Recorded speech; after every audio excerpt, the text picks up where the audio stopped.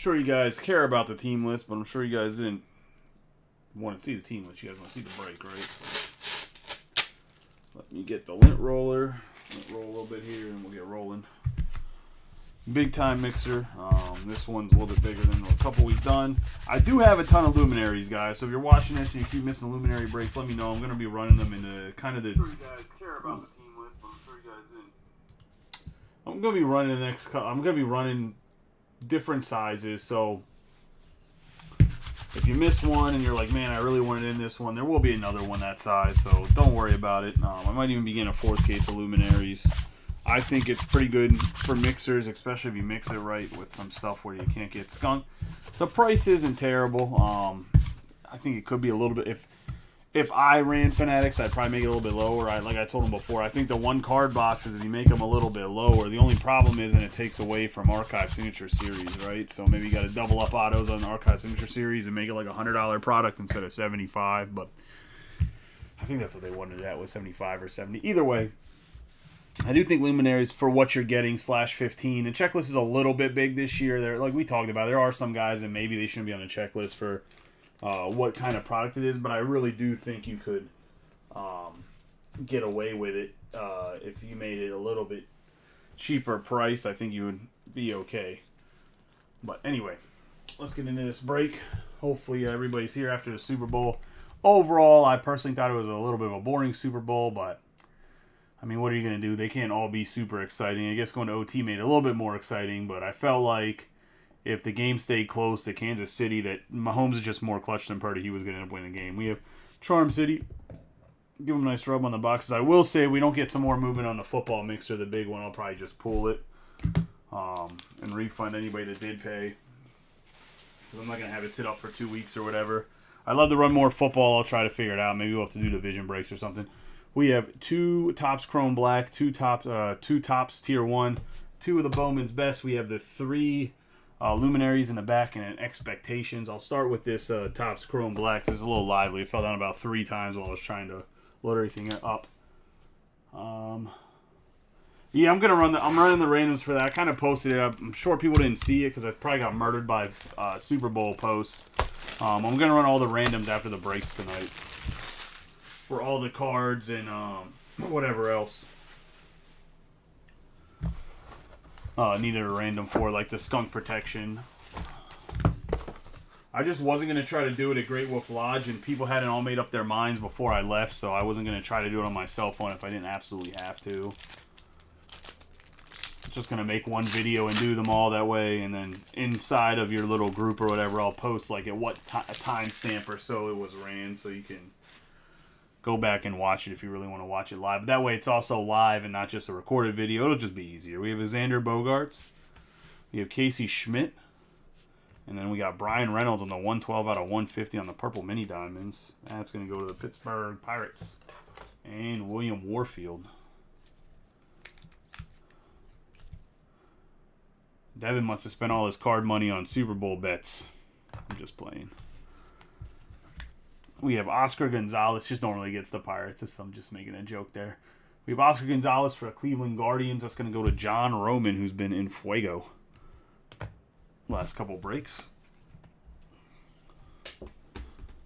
Anybody needs any Lord of the Ring Magic the Gathering, I had that out for Loupe. I was going to say, if you still need some, I still have a couple collector boosters. Anyway. Still chasing any serialized number cards. Or if you play any Magic, you need any Magic cards, I have them. We're going to do a Bowman's Best here. 4 autos in this. Is going to be 1 master box. And 2 mini boxes. I will say I need to put it back up again. The Super Fractor bounty on this is $900. That's only 4 Topps Chrome products. So the only way you can get a Super Fractor hit in this one is if you get it in Topps Chrome Black. But like I said, anytime a Topps Chrome product is put in, I add $50, even if it's not a whole Topps Chrome break, which I don't think everybody does, just like with Bowman. Well, I guess actually you can pull a Super Fractor and Bowman's Best and get that. I didn't even think about that because normally I don't buy Bowman. So I guess you do have a chance to get I think it's at $250 for Bowman. Might be at $300. I'll have to up it on the random post for what it is. I'll have to look. It's whatever it is on the random post because And then I'll up it. I'll edit that post and up it to $50 higher than what this one is, just because it does have the Bowman's Best in it. So if you get Super Fractor and Bowman's Best in this too, you get some sort of bounty.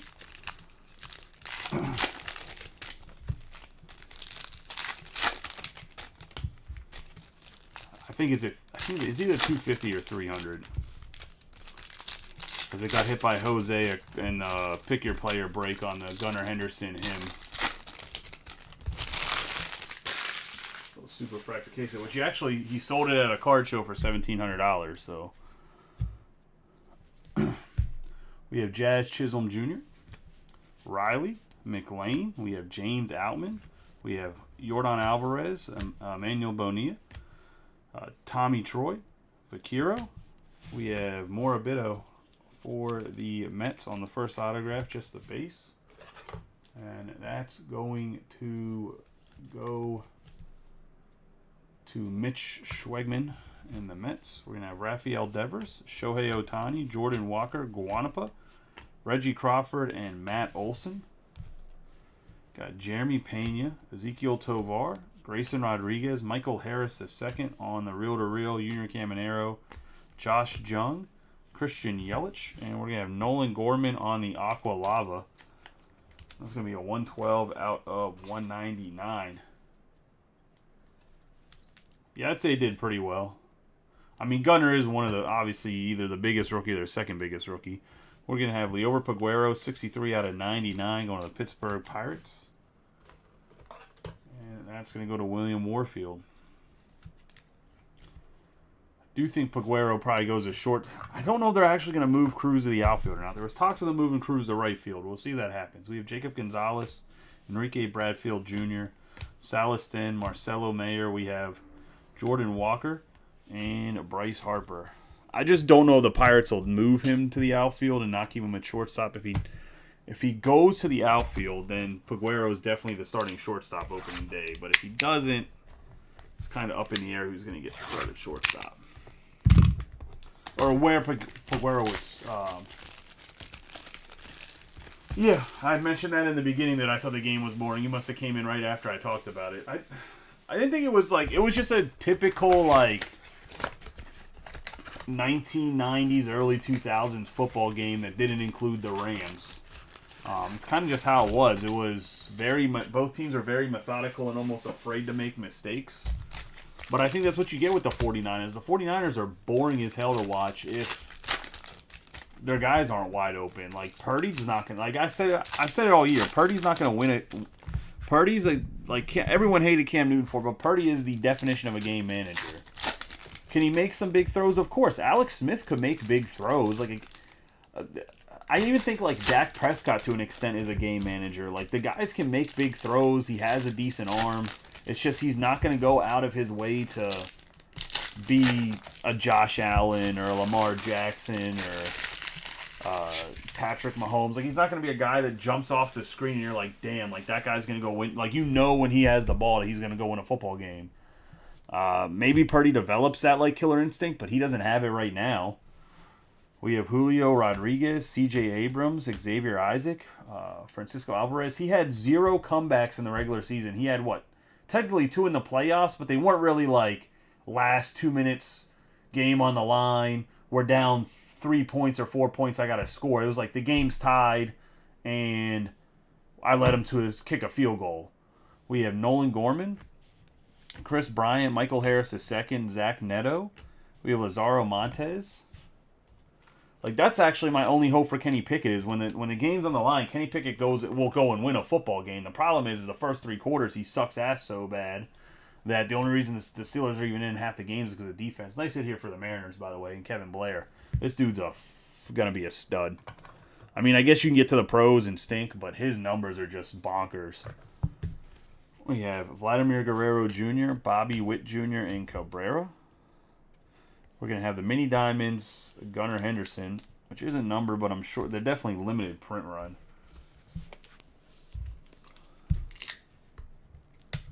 Somebody told me they're out of 200, but I'm pretty sure they're a little bit more than that. But, yeah, I mean, I think that...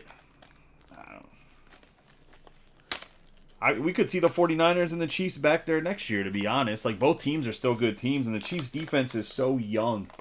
and they're already good. I remember opening football last year, and everyone's like, "Who the hell is this Trent McDuffie guy?" And Trent McDuffie's now a first-team All-Pro, like lockdown man-to-man corner. Like it's nuts. Chris Jones is a monster. Karlaftis and some of the other dudes they have are really good, like playing maybe above what people thought they would. Although Karlaftis was a first-round pick. We have Colas, Jackson Churio, Langeliers, Senga, Brett Batty.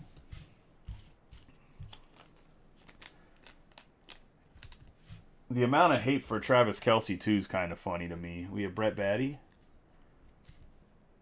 I don't think he should have bumped Andy Reid. Like, I don't think necessarily that was a good move, like actually touching Andy Reid.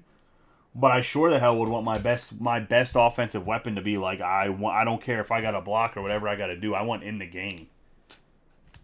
We have Joey Votto on the blue for the Reds, 132 out of 150. I think touching the coach might be a little bit far, but we got Evan here for the Reds on the Joey Votto. We'll see if he ends up in this offseason. We're going to have Shaw, DePaula, Skeens, Lazaro Montes, Daniel Galarte for the Brewers. We're going to have James Gustin here on the hit for the Brew Crew. They were showing somebody, and I don't know everybody's face because I'm not like a big I'm not super. I'll listen to some of it when I lift and stuff, but I'm not really like into metal or rock like too hard. Just not the environment of sports I played to where like I grew up listening to a lot of that stuff. But there was one of the lead singers that was like next to Jay-Z and Beyonce, and didn't even mention his ass. And I'm pretty sure that's like one of the famous singers of like Metallica or Nirvana or somebody like. I know it's not Nirvana because Kurt Cobain killed himself, but you know what I mean. We have Oswaldo Cabrera. Like, didn't even mention the guy that was next to that. I was like, I know that face. That's like a drummer or a guitarist, somebody from one of the big bands. We have Tatis Jr., Bo Bichette, Division de los Santos, Corbin Carroll, and Logan O'Hoppe. I don't know if anybody remembers what I'm talking about when they panned Beyonce and Jay-Z.